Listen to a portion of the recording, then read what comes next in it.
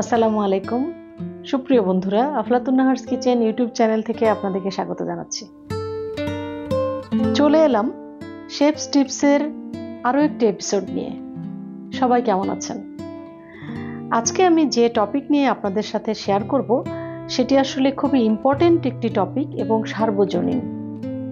আমরা কিচেনে সবসময় নাইফ ইউজ করি বা ছুরি ব্যবহার করি। এই ছুরির ব্যবহার বিধি এবং ছুরিকে কিভাবে সুন্দরভাবে ব্যবহার করা যায় বা টেক কেয়ার করা হয় কিভাবে, সেই বিষয় নিয়ে আপনাদের সাথে আমি কথা বলবো আজকে।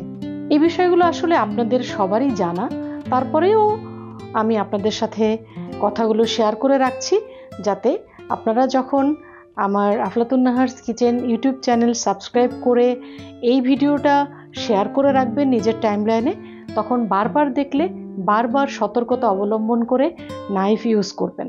নাইফস আর most important and integral tools in the kitchen or any types of kitchen. আর এই নাইফকে যদি আমরা যত্ন না নিই, সঠিকভাবে ব্যবহার না করি, তাহলে আমাদের যে কোনো ধরনের অ্যাক্সিডেন্ট, যে কোনো ধরনের হ্যাজার্ড হওয়ার চান্স থাকে। তো আমরা সেই হ্যাজার্ডকে এলিমিনেট করার জন্যই আমরা সুন্দরভাবে নাইফের ব্যবহার করব এবং টেক কেয়ার করব। আলোচনার শুরুতেই একটা নাইফের যে বিভিন্ন অংশ থাকে, বিভিন্ন পার্ট থাকে, সেগুলো নিয়ে আমি একটু আলোচনা করে নিতে চাই। একটা নাইফের পার্ট থাকে tip, spine, edge, rebate, blade, handle ইত্যাদি। নাইফ কিন্তু শুধু এক প্রকারেরই হয় না, বিভিন্ন শেপ এবং সাইজের নাইফ পাওয়া যায়, যেমন chef knife, carving knife, pairing knife, boning knife. এই যে এত সমস্ত নাইফ, এই নাইফগুলো যদি আমাদের সাধারণ মানুষের কাছে নাও থাকে তাতেও কোনো সমস্যা নেই, কারণ মাল্টিপারপাস নাইফও আমরা কিচেনে ইউজ করে থাকি, যেমন শেফ নাইফ, যেটা দিয়ে অলমোস্ট সব ধরনের কাজই সেরে ফেলা যায়। আমরা যে নাইফটা ব্যবহার করব, আমরা শুধু ব্যবহারই করব, এটাকে যত্ন নিব না, এমন কি হতে পারে? হতে পারে না। তাহলে আমরা কিভাবে এটাকে ব্যবহার করব এবং যত্ন নিব? এই ব্যবহার বিধি এবং যত্ন নেওয়ার প্রথম পয়েন্ট হলো, number 1 point, always use sharpen knife when you cutting anything. অর্থাৎ যখনই আমরা কিছু কাটাকাটি করব তখন আমরা অবশ্যই ধারালো ছুরি ব্যবহার করব। কেননা ধারালো ছুরি যদি আমরা ব্যবহার না করি বা ভোঁতা বা ধারবিহীন ছুরি যদি আমরা ব্যবহার করি, সেক্ষেত্রে যে কোনো ধরনের হ্যাজার্ড হওয়ার চান্স থাকে। যেমন আমি যে জিনিসটি কাটছি সেই জিনিসটি পিছলিয়ে বা স্লিপ করে পড়ে যেতে পারে, সেক্ষেত্রে আমার হাত কাটার সম্ভাবনা থাকতে পারে এবং ছুরির যে হ্যান্ডেলটি, সেই হ্যান্ডেলটি আমার হাত থেকে ছুটে যেয়ে আমার শরীরের যে কোনো অংশ কেটে যেতে পারে। নাম্বার 2 হচ্ছে, keep your knife clean after each use. প্রতিবার নাইফ ব্যবহারের পর আমরা এটাকে ক্লিন করে রাখবো, যাতে নাইফের ধার সঠিক থাকে, উজ্জ্বলতা ঠিক থাকে এবং নাইফের যে একটা ভাইব্রেন্ট লুক আছে সেটা যাতে সুন্দরভাবে বজায় থাকে। Number 3, immediately dry your knife after cleaning to make it rust free.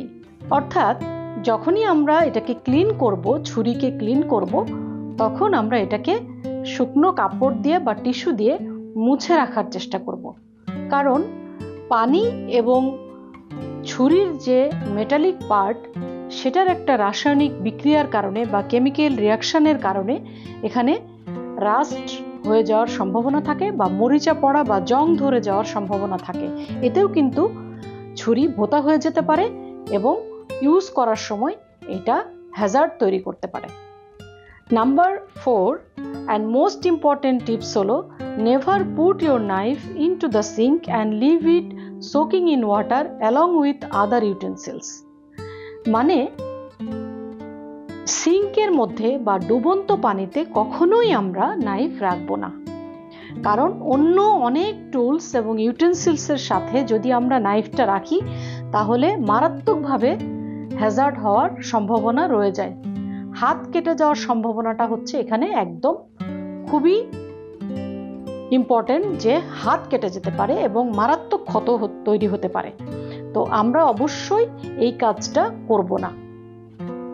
আমরা আলাদাভাবে ছুরিটাকে ক্লিন করব, আলাদা জায়গায় রেখে আলাদাভাবে ক্লিন করার চেষ্টা করব। Number 5, placing your knives in right place or proper place. আমরা সঠিক স্থানে ছুরি রাখার চেষ্টা করব, যাতে তাড়াহুড়ো করে অন্য কোনো ইউটেনসিলস বা টুলস নেওয়ার সময় ছুরি দিয়ে হাত কেটে যাওয়ার সম্ভাবনা যাতে না থাকে। অনেক কিছুর সাথে যদি আমরা ছুরিটা রাখি তাহলে কাজের সময় যেমন খুঁজে পেতে কষ্ট হবে বা নাইফটা নেওয়ার সময় আমাদের যে কোনো ধরনের হ্যাজার্ড তৈরি হতে পারে, সেখান থেকে আমরা নিজেকে রক্ষা করার জন্য ছুরির একটা নির্দিষ্ট স্থান করে নিব। লাস্ট টিপস, সেটা হলো র্যাপিং আপ দ্য নাইভস। যখন আমরা ছুরি ব্যবহার করা শেষ হবে বা কোনো কাজ শেষ হয়ে যাবে, ছুরির কাজ শেষ হয়ে যাবে, তখন আমরা এটাকে সুন্দরভাবে কাগজে বা কাপড়ে মুড়ে নির্দিষ্ট স্থানে রেখে দিব। তাহলে আমরা কাজের সময় এটাকে সুন্দরভাবে ব্যবহার করতে পারবো এবং এটার প্রপার টেক কেয়ারটাও হয়ে যাবে। ডিয়ার ফ্রেন্ডস অ্যান্ড ভিউয়ার্স, নিশ্চয়ই আজকের এপিসোডটি আপনাদের অনেক ভালো লেগেছে। আরও অনেক বেশি কিচেন টিপস এবং শেফস টিপস পেতে হলে আফলাতুন নাহারস কিচেনের ইউটিউব চ্যানেলটি সাবস্ক্রাইব করে রাখুন এবং যে কোনো ভিডিও যদি আপনাদের ভালো লেগে থাকে তাহলে অবশ্যই টাইমলাইনে শেয়ার করে রাখতে ভুলবেন না। আপনাদের মতামত আমার জন্য অনেক বেশি ইম্পর্টেন্ট। আপনাদের যে কোনো মতামত আপনারা আমার কমেন্ট সেকশনে দিয়ে রাখতে পারেন। See you in another episode with another topic. Until then, stay blessed, eat healthy. Thank you for watching.